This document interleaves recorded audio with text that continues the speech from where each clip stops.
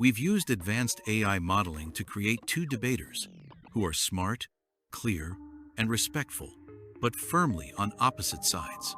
After each statement, 5 other AI models score their arguments. This isn't about finding the ultimate truth, it's about watching how AI handles a real clash of ideas. Stay tuned to see who the AI crowns as the stronger voice in this experiment.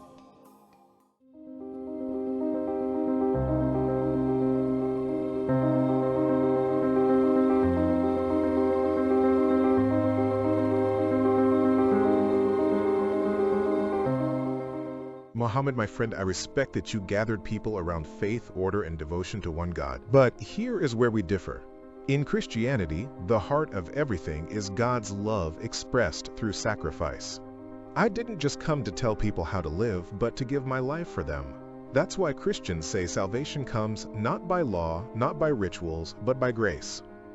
Imagine someone drowning. Rules about swimming won't save them. They need a hand pulled out to lift them. That is what I did at the cross. I became that saving hand. And that's what makes Christianity distinct. I hear you, Jesus, but let me challenge that.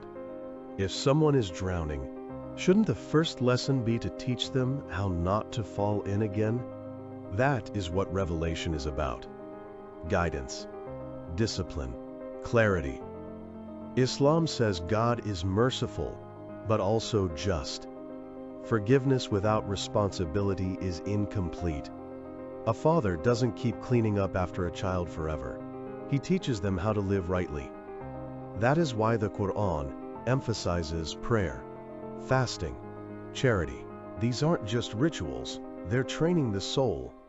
You call law just rules, but in Islam, law is mercy itself because it gives people a path. If God forgives everyone without requiring change, wouldn't injustice keep spreading?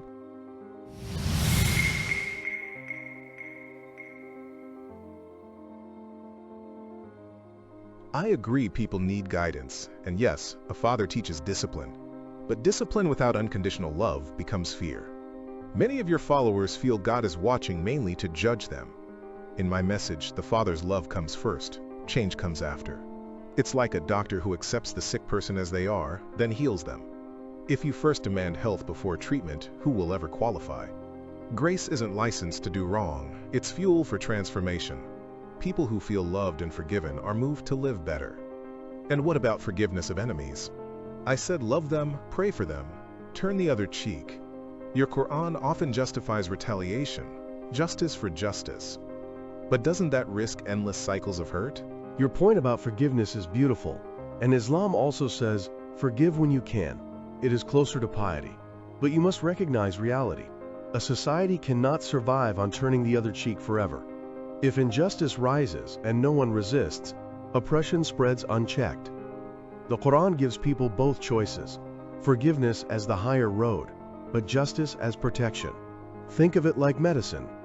Sometimes rest heals, sometimes surgery is required. To forgive an oppressor while he keeps beating his neighbor is not mercy. It's neglect. And about God's love. Islam insists it is unconditional too, but it doesn't stop at feelings.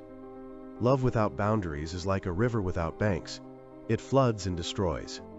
God's mercy is paired with justice, so His love shapes us instead of spoiling us.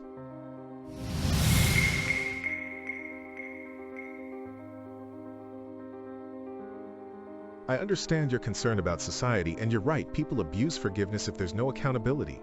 But remember, the Roman Empire had all the justice systems, punishments, and laws, yet it still collapsed under corruption. Law by itself doesn't heal the heart. That's why I kept pushing for the heart to change. Even if you punish a thief, unless his greed changes, he'll just find another way. Grace transforms the inside. And you say unconditional love must have boundaries. Yet isn't love most powerful when it breaks boundaries? Like when you forgive someone who doesn't deserve it? That's how cycles break. That's how enemies turn into friends. Justice maintains order, but love creates something new altogether. But even you, Jesus, spoke of a day of judgment, did you not? A time when God separates the righteous from the wicked. That means accountability is not just some human idea. It's divine truth. Islam simply insists that judgment also applies in life here and now, not only in the hereafter.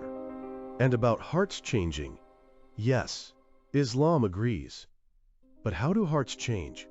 Through discipline, prayer, and remembrance of God. Imagine an athlete who wants to be strong. He can believe he's loved all day, but if he doesn't train, his body won't change. Faith without practice is like a seed without water.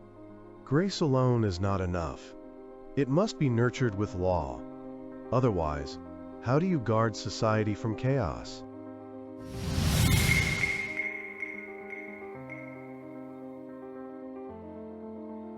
You're right, I did speak about judgment, but notice how I framed it. Judgment comes after the chance for mercy has been fully offered. It's like giving every student the chance to learn before the final exam. You emphasize training and discipline. I don't disagree, but I think your model risks leaving people in fear of failing God's rules rather than trusting His love. Think of a child. If all they hear is, "Don't mess up, don't cross the line," they might obey, but inside they're anxious. What I taught was relationship first. A child who trusts their father's love obeys naturally, not out of fear, but out of devotion.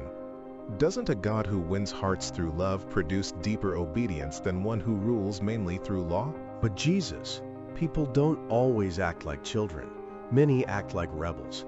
And rebels don't just need affection, they need boundaries. Islam doesn't want fear to dominate. It wants awareness. The Quran calls it taqwa, mindfulness of God.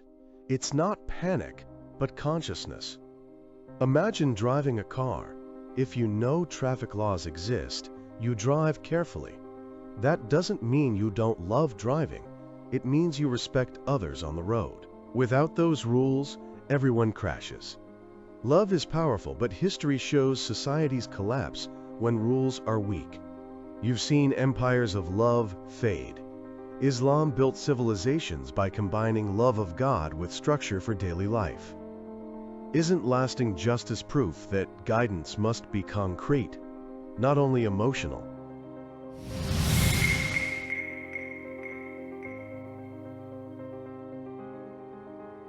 You compare law to traffic rules. It's a good analogy. But here's the difference. Traffic rules don't make someone want to drive kindly. They only prevent accidents by force of penalty. My point is, the Spirit changes the desire itself. A person transformed by grace doesn't just avoid stealing because of punishment. They no longer want to steal. That's a deeper healing than law can reach. And about civilizations. Yes, Islam built empires, but power and religion have always been uneasy partners. My kingdom, I said, is not of this world. That's why I didn't build an empire. I built communities of transformed hearts. Empires rise and fall, but love that changes hearts lasts beyond history. Isn't that a more enduring kingdom? Empires fall, yes, but communities without structure dissolve even faster. You speak of interchange, but how do you protect the weak from those who never change? Grace cannot stop a tyrant's sword. Law can. Islam doesn't deny interchange. It insists on it through prayer, fasting, charity, but it also protects society externally. And regarding empire, yes, worldly power corrupts, but if faith is strong, power can serve justice. Isn't it more merciful to both heal hearts and establish a just system rather than leave justice only to the afterlife? A religion that can't safeguard the widow, the orphan, the oppressed, can it truly claim to be complete?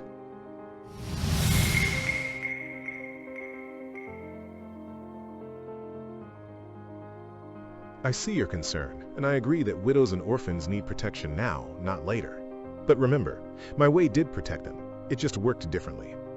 My followers shared all things in common, cared for the poor, refused violence even under oppression.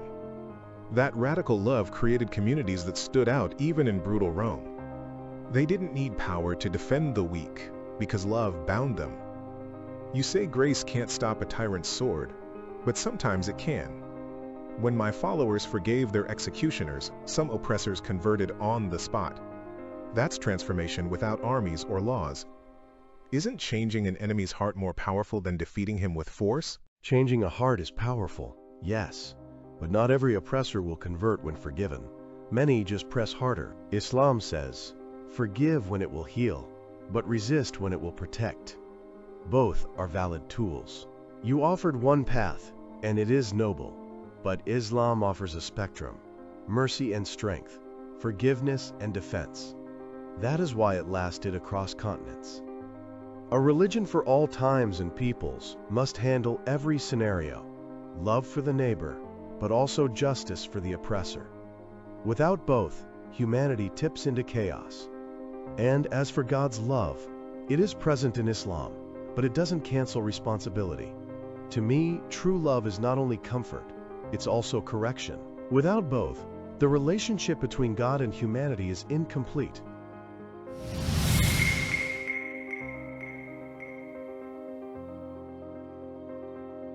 I've heard your words, Muhammad, and I respect them.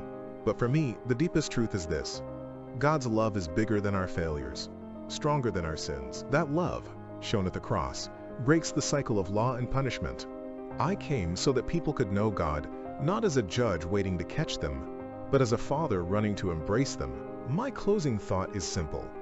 When people feel truly forgiven, they don't just follow rules, they live transformed. That, to me, is the heart of faith. And I honor your vision, Jesus. But I close with this: love without justice leaves the vulnerable unprotected. God's mercy is vast, but his justice ensures accountability. Islam teaches that both belong together: discipline and compassion, responsibility and forgiveness. My mission was to give humanity guidance so clear and practical that no one could claim ignorance. I believe true peace, salam, comes when love and law meet, shaping both the heart and society.